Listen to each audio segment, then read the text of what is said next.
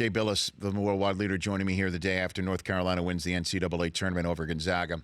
So I mentioned this at the top of the show, too. I saw your tweet. I felt the same way when I saw the NCAA put out a reminder to everybody, go get your gear as soon as it was over, and they used the players' faces.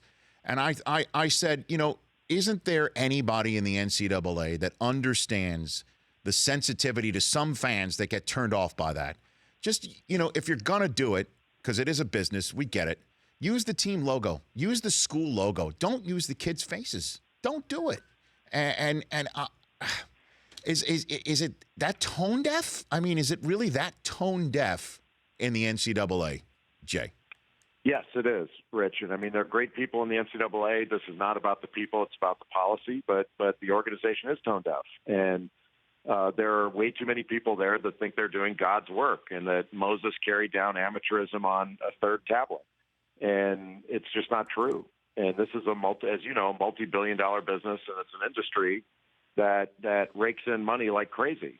And, I don't begrudge anybody making money. What I begrudge is the people that are making money band together as a cartel and tell one class of person that they can't have any, and that's the player. And they don't do it with any other student or any other person. So any other student on scholarship can make whatever they want. They're celebrated for it. An athlete can't. And I think that's wrong. The idea that the coaches in the Final Four made bonuses that approach $1 million, bonuses that approach $1 million, and the players get a hat and a T-shirt, is hard for me to fathom.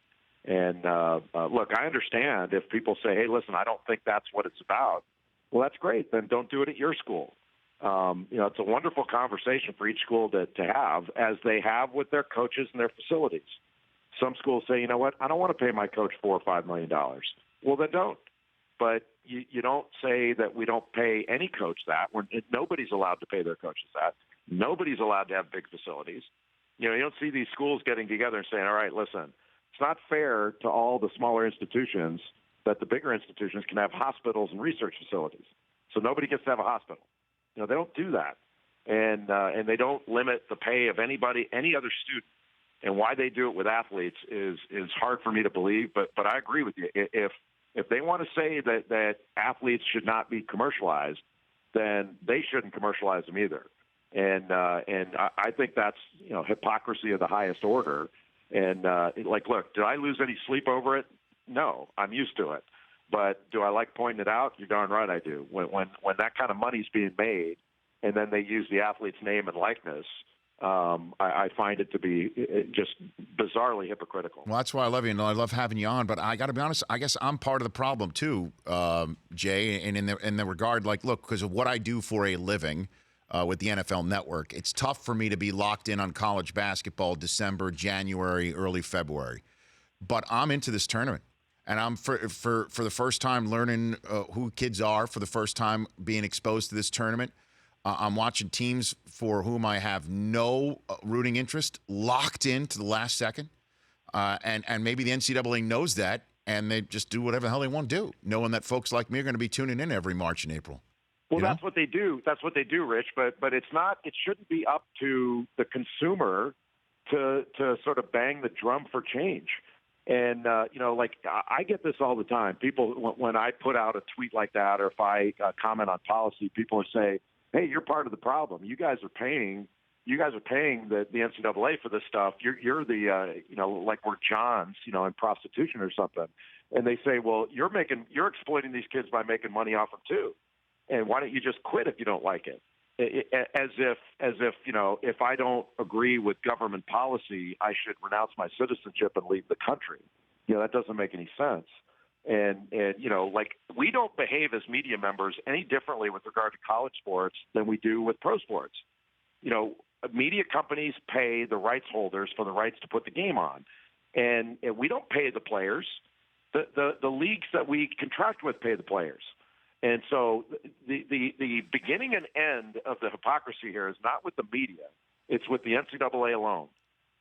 Because they're the ones that are saying the athlete can't have any more of the scholarship. They're the ones that aren't paying their employees. We don't pay for interviews. You don't pay for people to come on your show or to write stories about or to bring on the NFL Network. You don't pay Tom Brady to come on the NFL Network. That's up to the NFL. The rights holders pay the NFL, and the NFL deals with their employees. And so, those arguments are so ridiculous. It's hard to even fathom. But that's sometimes that's the way people think, and they want their product. They don't really care. Like, I know I've rambled here, but Remember when the NFL officials were either on strike or locked out a few years ago? They were locked out. Yeah, they were locked out. And, I was really annoyed by that because it affected my viewing of a product that I love, and that's NFL football. So when the matter was settled, I did not care whether the officials got their pensions. I did not care what the terms of the settlement were and whether everybody got fair treatment. I got football back the way I wanted it. And that's the way I think most people look at college sports. They're like, man, I'm tired of conference realignment. Just give me my product. Quit talking about the players getting paid. I like it the way it is. Quit messing with it. Last time somebody messed with it, I lost my video games over name and likeness stuff. Now I don't get to play video games in college sports. That's all they really care about. They don't care about the players. If we talk about policy, maybe they would. But most people don't think about it to that level. The Rich Eisen Show, weekdays at noon Eastern on Audience.